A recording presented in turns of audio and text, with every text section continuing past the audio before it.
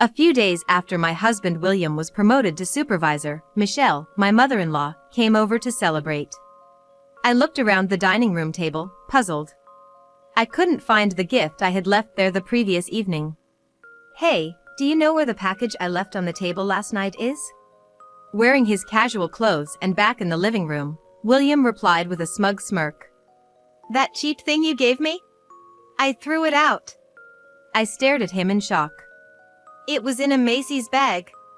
A custom-made shirt with initials and such. Too outdated for my taste." I responded with a faint smile. "So, you've always felt this way, huh?" For Valentine's Day and birthdays, I'd go all the way to the department store and pick out stylish socks and handkerchiefs for him. But William would accept them with a nonchalant face and wouldn't even thank me. Too bad, that gift wasn't from me. I can't wait to see the storm that's coming. You're gonna pay for all the times you've looked down on me. I am Carol, a 38-year-old housewife. I married William 2 years ago and have been working part-time since our marriage.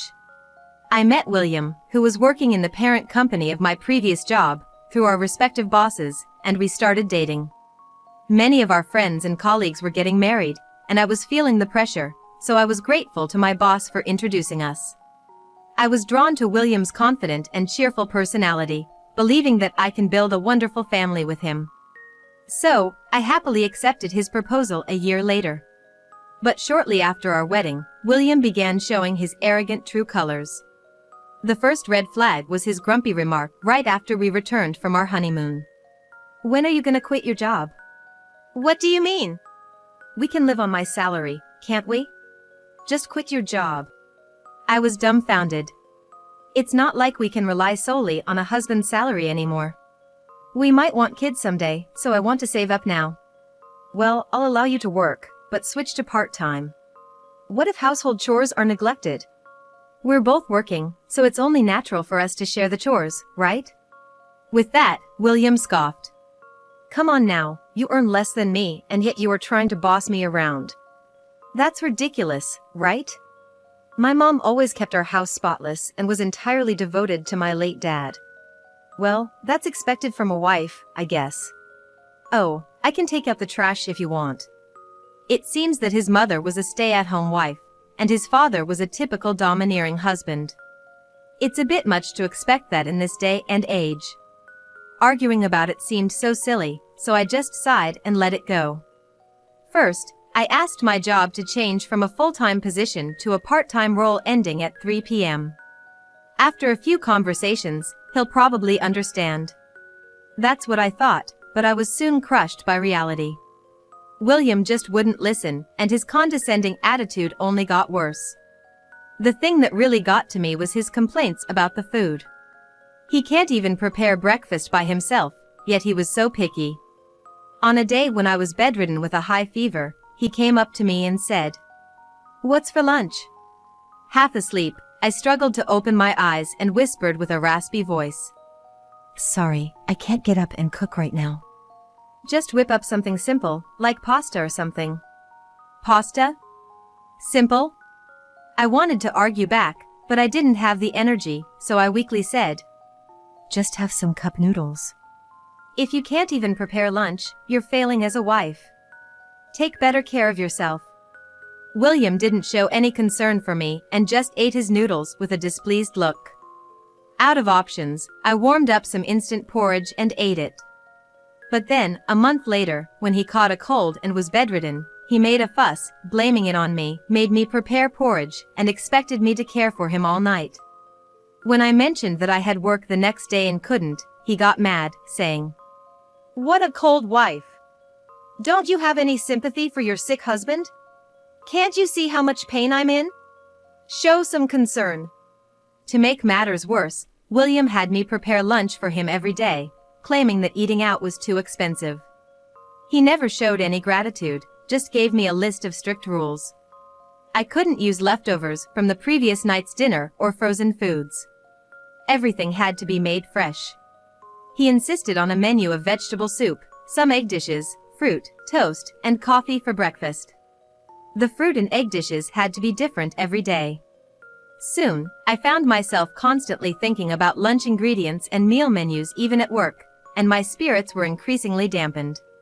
However, getting divorced right after getting married would be unfair to my boss, who had introduced us. I found it hard to vent to my friends and, with my parents having passed away, I had no one to turn to. Alone, I stewed in my own troubles. Despite all this, I continued to try and get along with my husband. For our anniversary, I made William's favorite meatloaf and waited up for him till late in the night. He got called away on an unexpected business trip and didn't return until the next day, but I didn't let that get me down. On Valentine's Day, I bought him a stylish t-shirt from the department store. He didn't react when I gave it to him, and it seems like it just ended up at the bottom of his dresser. However, in early March, I received a text from William during his work break, complete with a photo. My heart nearly stopped when I checked the message. Gonna head to Amanda's place now. Looking forward to the celebration gift. Keep those wine glasses I gave you the other day ready. I was staring in disbelief at my phone when another message came through. Not gonna let you sleep tonight. Ugh, I don't want to go back to my house. Was this what they call a misdirected message? This was undeniable proof of his infidelity. Even though I felt our love had long since faded, tears welled up in my eyes from the mix of profound sadness and raging anger, making me feel dizzy. I took a deep breath to calm myself and quickly took a screenshot before William could realize his mistake and delete the message. After that, even watching a comedy show couldn't distract me, so I took a shower to try and clear my head. As I was drying my hair, William came home. I looked into the living room to find him sprawled out on the couch, snoring, his face red. The scent of alcohol mixed with body soap was nauseating. I stumbled and fell near the couch. I noticed a high-end shopping bag. A shirt, maybe? Alongside a ribbon-tied square package, a floral card lay scattered on the floor. I picked them up and returned them to the bag. Then, I took note of the message. Congrats on your promotion, William. Being a manager at such a big company is impressive. Looking forward to our weekend date in San Francisco. I smirked. William's company is a small business. I wonder which company he's been claiming to work for. On top of that, after he finally got promoted to supervisor, he's such a show-off, lying about being a manager. I can't believe he'd ask me to return something for his mistress just to save a few bucks on delivery. I glared at William's sleeping face, his mouth slack and drooling. A week after William's promotion, on a public holiday, both William and I had the day off. I intended to sleep in, but ended up waking up earlier than usual. When I got up to use the bathroom, I sensed someone on the first floor. Going down, I found Michelle in the kitchen wearing an apron. Seeing me, Michelle, who was tying twine around chunks of beef and pork, frowned. Finally awake? For a housewife, you sure sleep in a lot. Michelle, it's only 5 a.m. While yawning, I saw Michelle preparing the meal and asked, "What brings you here today?" Using her own set of keys to get in. It's obviously to celebrate William's promotion. I heard he's gonna be out of town this weekend, so I moved it to today. I muttered to myself while looking at Michelle's beaming face. It's not a business trip, but rather an overnight rendezvous with his mistress. Still, why is she cooking meat so early in the morning? Is she planning on preparing a feast all day? I had a bad feeling but didn't ask any further questions. I changed into my casual clothes and started doing the laundry. So much for a day off, a nap seems unlikely now. After a while, the delicious smell of roasted meat wafted from the kitchen. I love roast beef and barbecued pork, but I can't imagine eating it this early. Michelle, humming along to a tune, left dishes in the sink and started making a salad. I began preparing breakfast next to her. After a while, Michelle, growing impatient with her son who showed no sign of waking, turned to ask me, "Carol, what time does William usually wake up?" On his days off, he usually sleeps until about 10 a.m. He must be tired from working every day. Well, that's all right. The party is tonight after all. By the way, Carol, you off from work today? I'm off today too. Oh, really? Michelle, with an obviously annoyed look, glanced at me. Even after preparing the meal, she didn't bother cleaning up. She plopped down on the sofa and started watching a TV show as if she was at her own home. After a while, William, who had just woken up, entered the living room. He looked shocked to see Michelle acting as if she owned the place. "Mom, why are you here?" "Good morning, William. I came over for a surprise promotion party tonight. Being a manager at such a big company, I can boast about it to the neighbors." "Oh, thanks." Looking slightly embarrassed, William gave me a quick glance and headed for the bathroom. I was taken aback to realize that even his parents had been fed false information. Suddenly, I noticed something missing from the dining table. The promotion gift I left out last night is nowhere to be found. "Hey, do you know where the gift I left on the table last night is?" When I asked William, who had just come back from the bathroom, he gave a mischievous smile. "That cheap thing? I threw it away." I opened my eyes wide. "The one in the Macy's bag? A custom-made shirt with initials? Too tacky. I'd never wear it." I chuckled. "So, you've always felt this way?" Every anniversary, I would head to the mall and pick out fashionable socks or handkerchiefs for him. But William would always take them for granted and never thanked me. It's a shame. That wasn't a gift from me. I'm looking forward to seeing what kind of scene unfolds. You're gonna pay for all the times you've made fun of me. Hearing my stern words, William looked puzzled. "You checked the contents?" "Yeah. That was a gift from your mother. She sent it by courier, and I left it on the table. I messaged you about it last night, didn't you see?" William's face stiffened. He quickly grabbed his phone, checked his messages, and went pale. On the sofa, Michelle, who was munching on a cookie, crushed the cookie in her hand and slowly stood up. "I told you the other day that I'd just treat you this year, remember? I caught a glimpse of what looked like a really nice shirt. You came home pretty drunk last night, so you didn't really get a good look at it." William's mouth dropped open as he looked at Michelle. Michelle, with a hint of anger, flashed a smile. "I even added a handwritten card. William, you just throw away gifts from others without a second thought. Mom's really disappointed." "Sorry, I'll pick it up right now." "Wait." As William rummaged through the kitchen trash can, Michelle's sharp voice shot at him. "I just took it to the dump." William checked the wall clock and was shocked. He had missed the collection time by 30 minutes. The burnable trash had probably been collected already. William rushed to Michelle, got on his knees, and begged for forgiveness. "I'm so sorry. I wouldn't have thrown it out if I knew it was from you, Mom. Even if it was from Carol, throwing it away without even using it once? That's really something." Michelle scolded William in a frustrated tone. She came from a generation that valued thriftiness, keeping things like wedding favors. Probably couldn't stand seeing things thrown away so hastily without even using them. William, having thoroughly upset his mother, seemed to shrink in guilt. It's hard for him in moments like this, especially since they usually get along so well. It would be a waste not to take advantage of the situation. With a clearly upset look on her face, Michelle began to pack up. I raised my voice and said to her, "Michelle, there's nothing we can do about it. It seems he was really busy last night. For about a year now, he suddenly started having lots of overtime and business trips." Even though his salary didn't change, when I sarcastically mentioned it, William glanced at me with a side eye, breaking out in a cold sweat. "Does she know I'm having an affair?" "No, I can't be sure yet. If I can keep it hidden, I'm gonna do just that."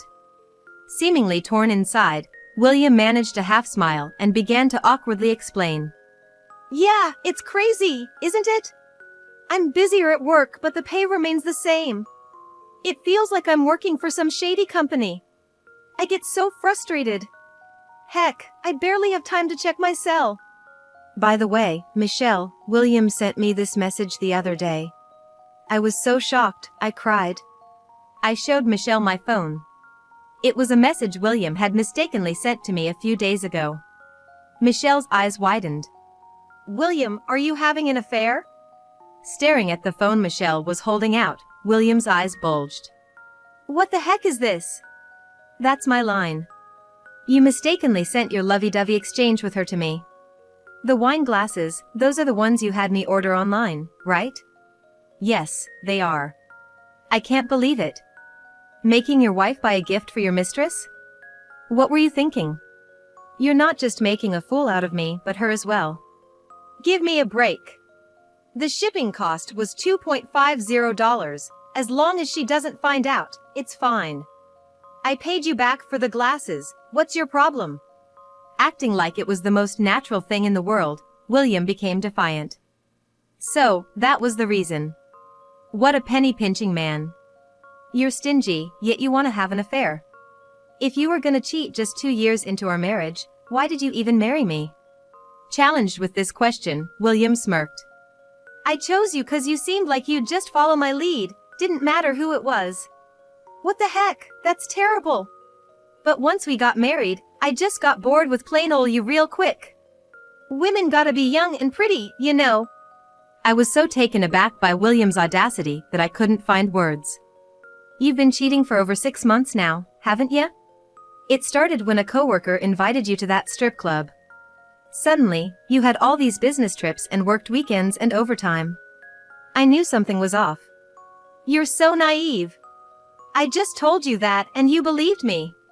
I threw out all the lunches you made for my weekend shifts. Eating your lunch on dates with Amanda would have been rude. I was speechless. Despite him saying he liked homemade, I woke up at 5 a.m. even on weekends to make elaborate lunches for him, and now to hear he'd just thrown them away. Michelle looked on, silently crossing her arms and frowning deeply. Furious, I pressed William even further. So, your weekend business trip to San Francisco was really a secret getaway, wasn't it? Don't bother playing dumb, I asked the detective agency to investigate. I took out documents and photos from a large envelope and spread them out on the table. There they were, clear as day, photos of him, arm in arm with a woman at tourist spots, kissing, even going into a hotel. You didn't think you'd get photographed, did you? He grimaced for a moment, but quickly shrugged it off. Boldly, he searched his phone for a photo to show to me and Michelle. Yeah, she's a stripper, a whole decade younger. Look, Mom. Ain't she cute? Michelle glared fiercely at the gleeful William. He recoiled as Michelle slapped the phone from his hand, and he stared, mouth agape. What the hell, Mom? You cracked the screen. Shut up! I was absolutely stunned to see Michelle yelling at William with such a furious expression. Michelle, with a furious look I had never seen before, yelled at William. It looked like she was about to lunge at him. Michelle trembled and scolded William in a shrill voice. William, aren't you ashamed of having an affair with a young woman? I thought you were the one person who wouldn't do such a thing. But Mom, you don't like Carol, right? Don't get mad just because I've got another woman on the side. Michelle was furious with William's flippant attitude. This is different. Don't you remember? Your father had an affair with a woman from a bar, and they even had a child. That caused a huge scandal. Do you know how much I cried back then? William touched his mouth with a regretful expression. Knowing this story from a previous conversation with William, I thought Michelle might take my side. My hunch was right, and to seal the deal, I pulled out William's paycheck from the drawer and spread it in front of William and Michelle. Come on, Michelle, don't be too hard on him. William's been working hard and look how much he's earning. The moment I put it on the table, William snatched it up and stuffed his paycheck into his pants pocket. Michelle looked puzzled. Oh, William, isn't the pay a bit low for working at the headquarters? No, it's Kanata Industries. Michelle blinked. What's that? I've never heard of that company. Wait a minute, when did you switch jobs? Avoiding Michelle's gaze, William tried to explain. I quit the company I joined right after college within a month. The pay was good, but the boss was scary. He got super mad when I overslept like 3 times. It's fine, right? I'm working properly. Yes, Michelle, he even got promoted to section chief. With a smile, I spilled the beans, and William glared at me. Hey, don't say unnecessary things. Weren't you a department manager? Well, I'll become one eventually. Michelle exploded with anger at William's casual brushing off, who was scratching his head and laughing. Enough is enough! She shouted, pounding the table. What's the matter, Mom? It's not worth getting angry over. You, always having affairs, lying. You don't seem to be remorseful at all. What are you planning to do in the future, William? I'm not planning anything in particular. William, fluttering his eyelids, spoke to me with a smirk. Carol, you're not gonna divorce me over a mere affair, right? Of course, I'm gonna keep seeing Amanda. I'll make sure to give you the money. You wouldn't be able to survive without me, right? He's way too selfish. I was beyond angry with William's words, just completely flabbergasted. It looked like Michelle felt the same, left speechless. If you don't want a divorce, turn a blind eye to my affairs, and keep taking care of me like you always have. After all, I'm the one providing for you. Got it? With his arms crossed, William smugly leaned back. I sighed deeply. I can't live with you anymore. Let's get a divorce. I can do just fine without you. I spread out my paycheck on the kitchen table that I had prepared. I also showed my bank app. Michelle peeked in from the side. Oh, you earn more than William, don't you? William turned pale. No way, that can't be right. I had you switch to part-time so you'd earn less than me. Staring at the notification in disbelief, William's voice trembled. What's this $2,000 transfer? Are you into some shady business? I started some computer work from home when I had free time. I'm finally earning well now. With my part-time job added, I earn more than you in a month. I smiled coldly at William.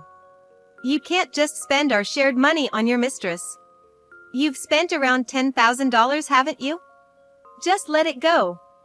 Consider it payback for everything I've done for you. William looked away, arrogantly dismissing the concern. It's ridiculous to make a fuss over one affair. And to complain about spending a little money is petty. I mean, if you earn more than me, you should be the one working. I'll quit my job. You handle both work and housework. Serve me better, like Mom did for Dad when he was alive. Laughing heartily, Michelle gave William a cold glare.